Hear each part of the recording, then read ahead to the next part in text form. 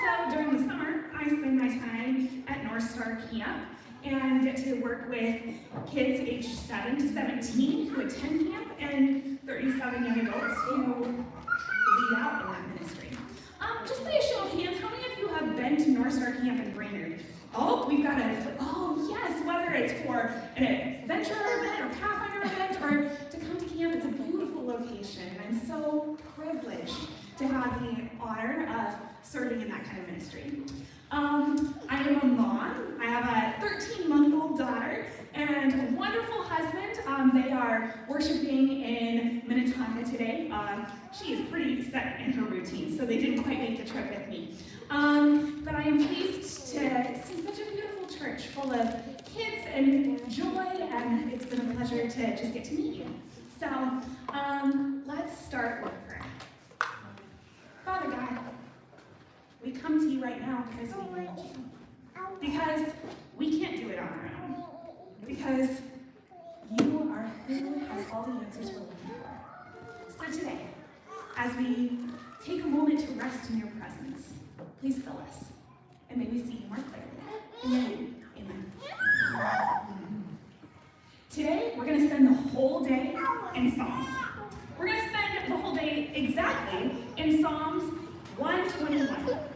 And if you start in Psalms 121, the very first thing you see is a song of ascent. Well, what in the world? A song of ascent. Well, there's actually 15 songs that all say a song of ascent.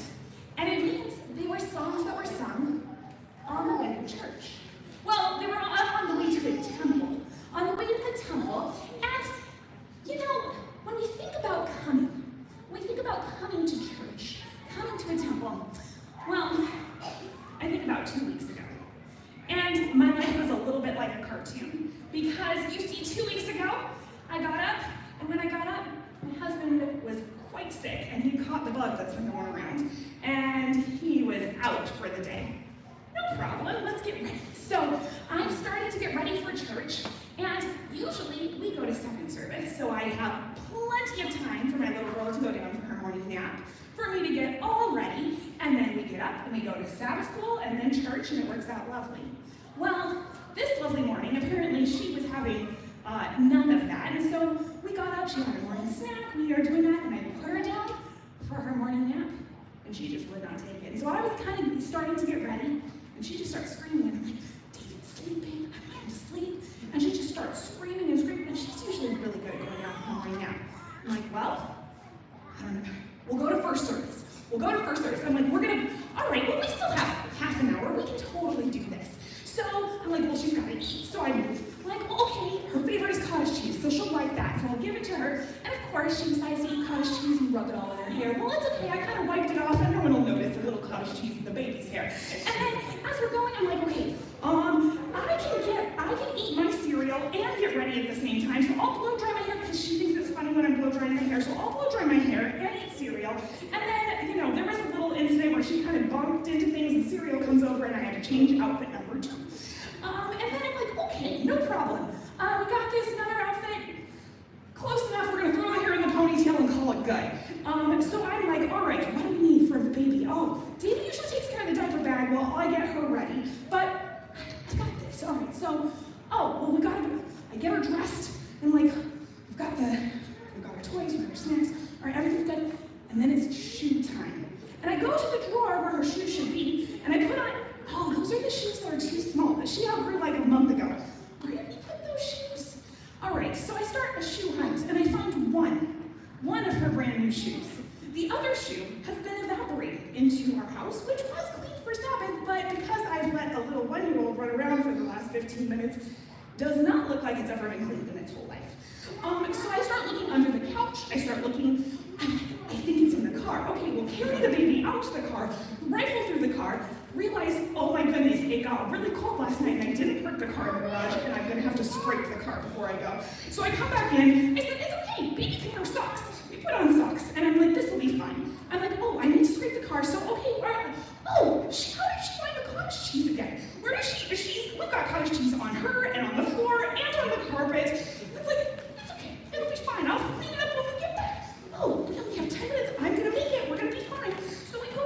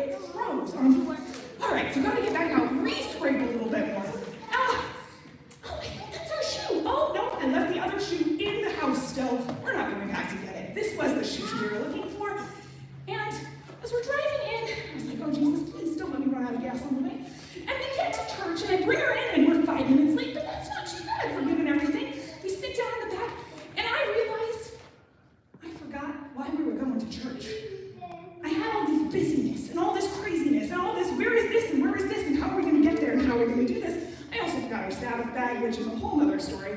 And I had this, wow, getting to church can be a lot.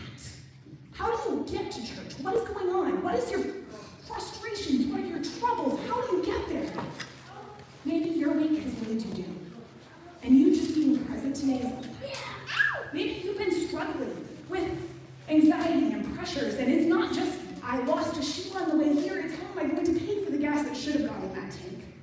Maybe there's a lot of things that you are challenged with, and the thought of coming up to the holy temple just doesn't feel restful.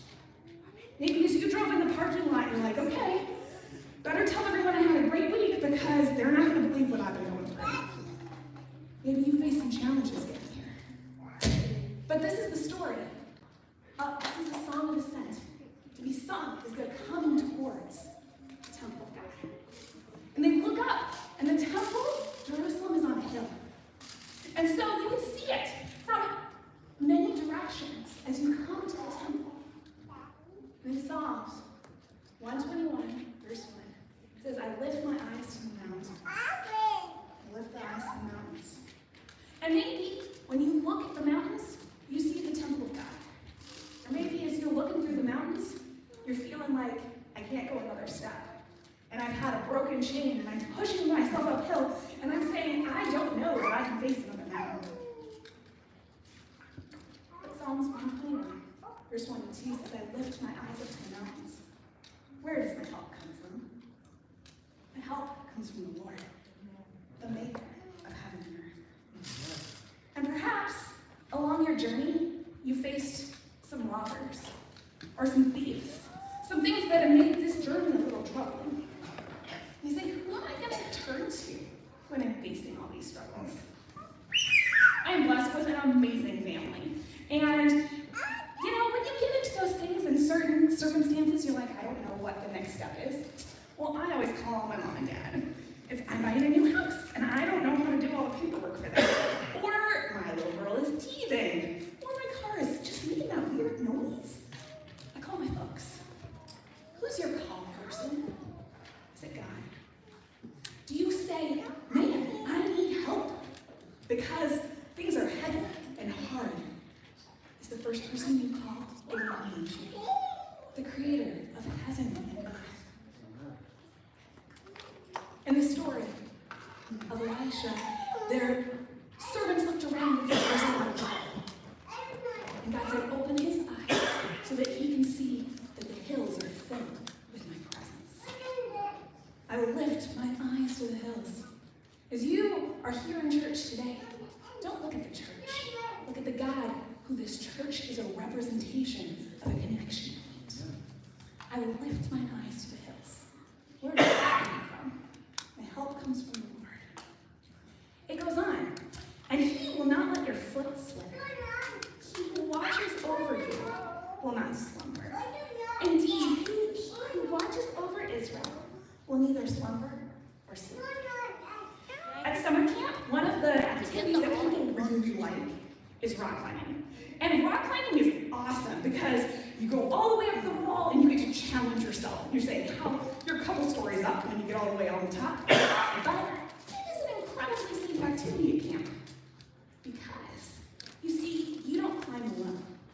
Instead, there is somebody that is your belayer, the one that is holding you. You are secure in the fact that they are watching you go up, and if you miss a handhold, they have got the rope that is not going to let you fall. God says, I'm not going to let your foot stumble and slip.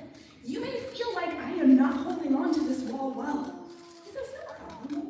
I've got you. You can keep climbing in the assurance that you have no place to fall because I am here to hold you every step along the way. The God who never slumbers and sleeps. It means he's not going to get distracted while you're climbing and be like, oh, what? I don't care. He's there all the time. As when I first brought my little girl home, I realized that sleep is a luxury that I did not understand. I thought I understood what sleep deprivation was, but I had no concept. And we would take turns, watching her and changing getting up. And so my favorite thing ever is a baby monitor where you can look and like, is she sleeping? Is she gonna probably wake up and need to be taken care of? Or is she gonna just like roll back over? And I could watch her little monitor, I didn't have to wake her up. And I could be like paying attention. But as she's graduating into that monitor, I don't have quite the same feelings when all night long, either me or my husband are holding her because she wouldn't sleep anymore. And God says, I'm not going to leave you to a monitor and hope that, if you make sounds and cry for me enough, I'm going to wake up. He says, I'm going to be there every step along the way, and I'm going to have my eyes on you. I'm going to watch over you so that you don't have to cry and beg to get my attention because I'm right there every step along the way. Imagine that you are filled with struggle, and God says, there's no need for both of us to stay up all night. I'll be up anyways. So why not get some rest? I have you covered. Can you picture God saying, don't stay up worrying. I've got you. I'm going to be there anyways. Will you trust me with whatever you're fighting over?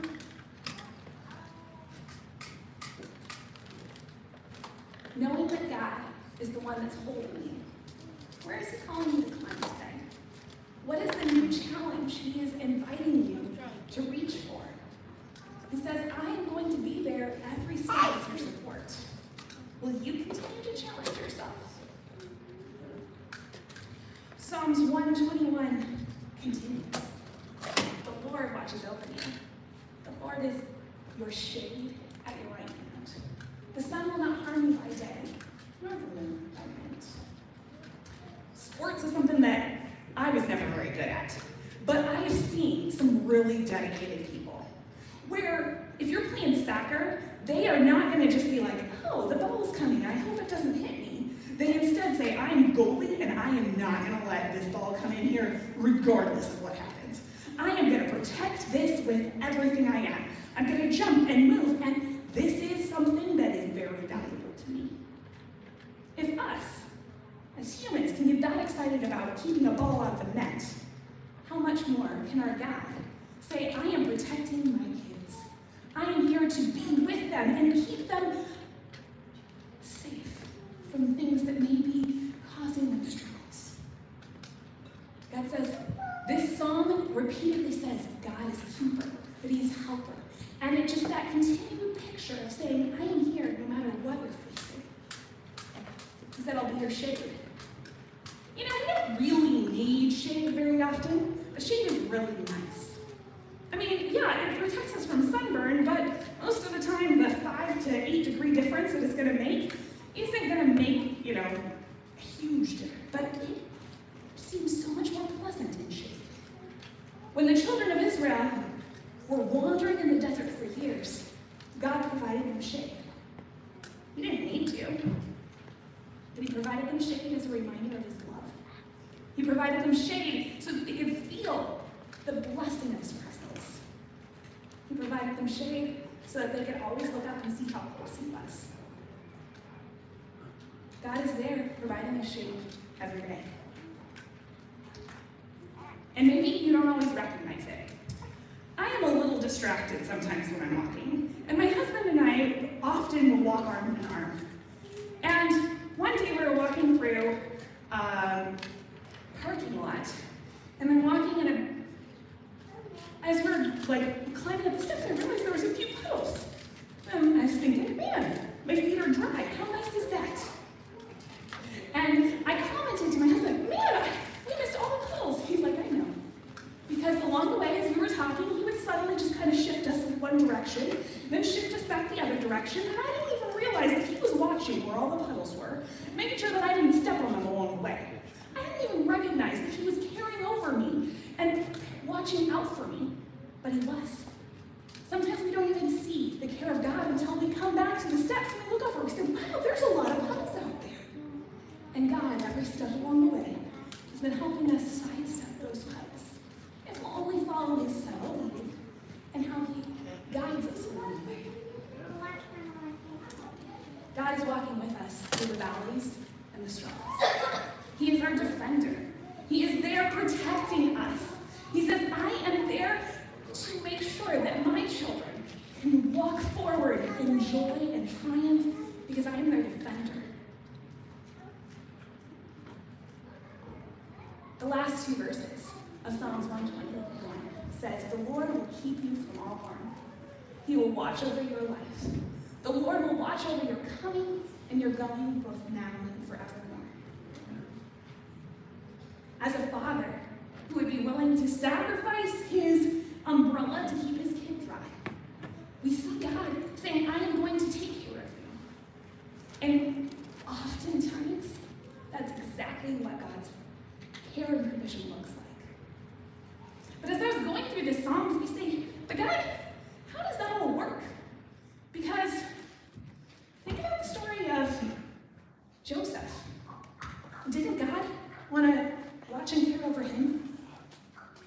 Didn't he want to keep him from harm? And you see Joseph in the middle of the jail. I don't feel like he would have necessarily felt like that psalm was really fitting with where he was at. He said, Lord, how are you keeping me from harm? How are you guiding my life? How are you guarding me? You look a little deeper. God didn't say he was going to guard and make your life smooth. He says I was going to guard. The word for life is actually soul, the heart and the soul, the body and the spirit. He is looking for our eternal life. He didn't say I was going to make this path always dry and umbrella covered. But like Joseph, we can see God's plan, where, yes, he was accused, but he wasn't executed for it. He went to jail, but he wasn't murdered. We see that he was in jail for a long time, and I can imagine 3 years in jail would feel like an eternity. But then God moved him beyond his circumstances and brought him to a new place. And as Joseph looked back, he said, for you meant it for evil, but God meant it for good. And he resonates. He says the psalm is true. He says that the Lord has kept me from harm. Maybe not the temporary discomforts, and he didn't necessarily, de-ice my windshield on the way here, and I didn't find all of the shoes when I was looking for them, and he doesn't pay all of my bills, but I've seen him do some miraculous things. He doesn't say I'm going to take you from harm here. He says I'm going to keep your life. He says I care about you. I care about where you're going. And I care about what's going to go on in your heart. It says, and the Lord will watch your comings and goings. It means every day we have the opportunity to say, God, here's my day. Here's what I'm going through. And maybe the getting to where I'm at has been a rough journey. Maybe I'm feeling the pressure of today. But as the psalm starts, I lift my eyes to the mountains. We have a mountain that we can look towards when we need some support. Because on a mountain, God gave himself for us. And a God who's willing to give himself for us is someone we can trust with what we're going through.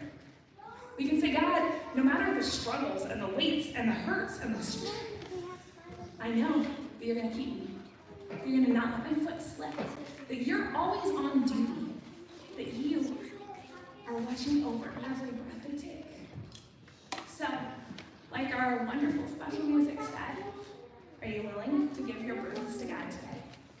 Are you willing to leave whatever is struggling and filling your heart? Our closing song is Burdens Are Lifted at Calvary. Would you stand with me as we sing 476, Burdens Are Lifted at Calvary. And as you sing, if there's something that God is calling to your heart, let him take that from you today.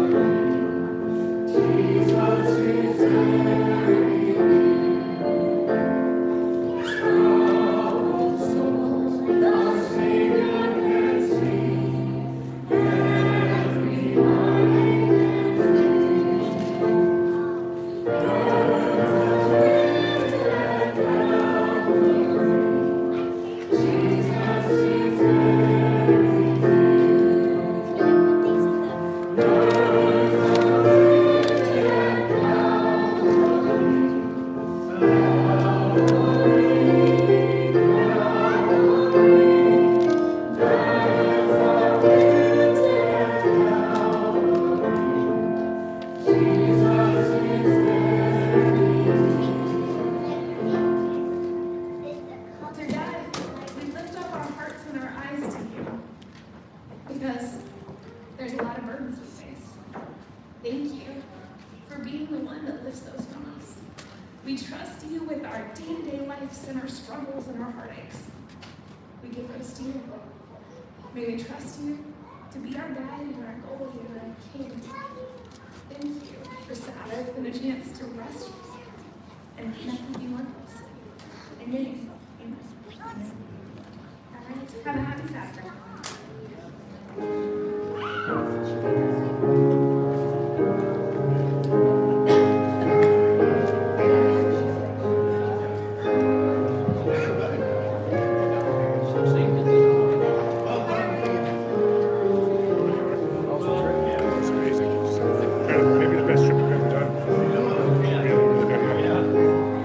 Tiring now.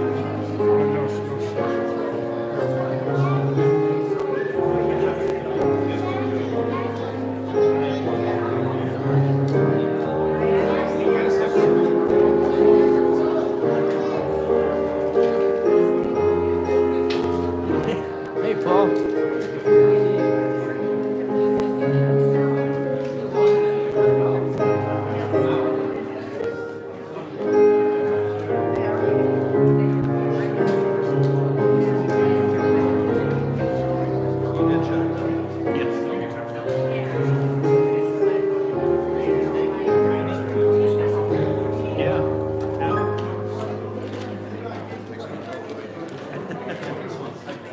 Right?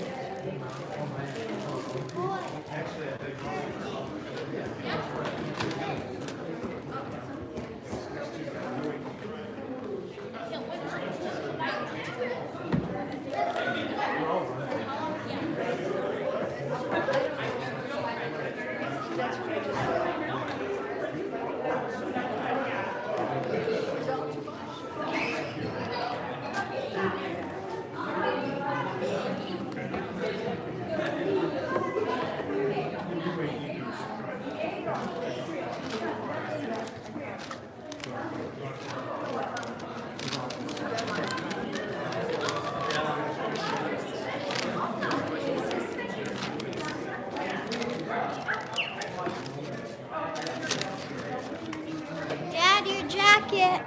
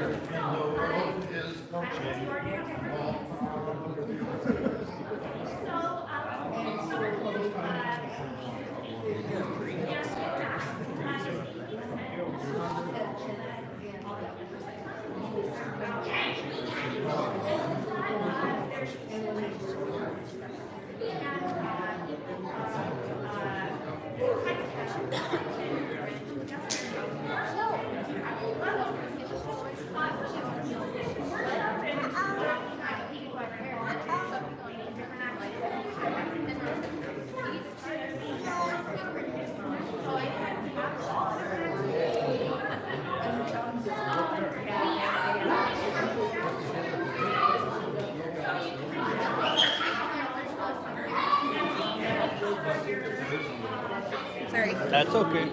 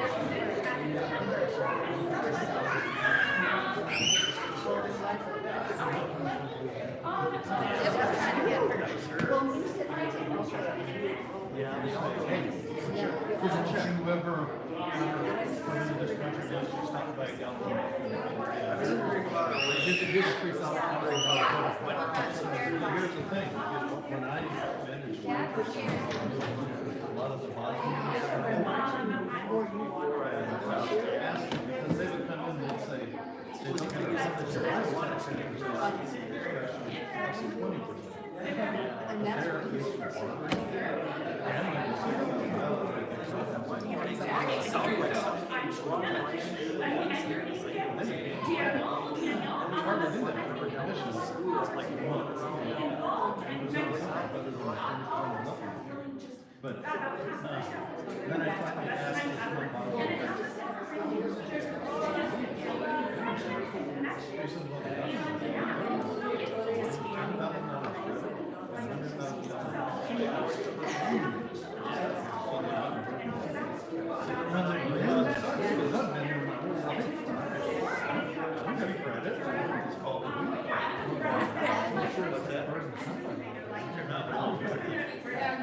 I mean, this thing going on far beyond recording.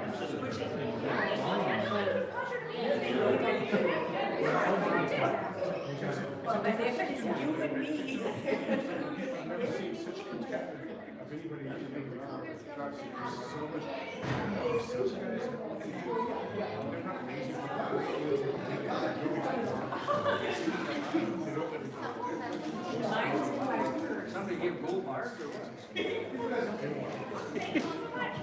reason it stands as, oh man. Here.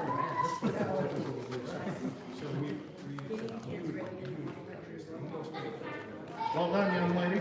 Oh, thank you. I appreciated your song so much. It's been a long time since I was like, God put that together because it would fit the theme so beautifully, and it's been I a... just added it, I do a full-time musical ministry. Oh, wow. Okay. And I'm always looking for songs that add a message. Oh, The one before it was I worship only you, thank you to Jesus. okay. I haven't heard that one. I worship only at the feet of Jesus. He's God alone, my holy bread. There'll be Every baby grows their words before, just Jesus only. He will never. That's beautiful. That's what I do all week. Wow, what a beautiful... To care centers, to every denomination church. And they said, what faith are you? And now they don't even ask anymore. Because you've gotten to share so often. So I just remind them that Jesus What's is that?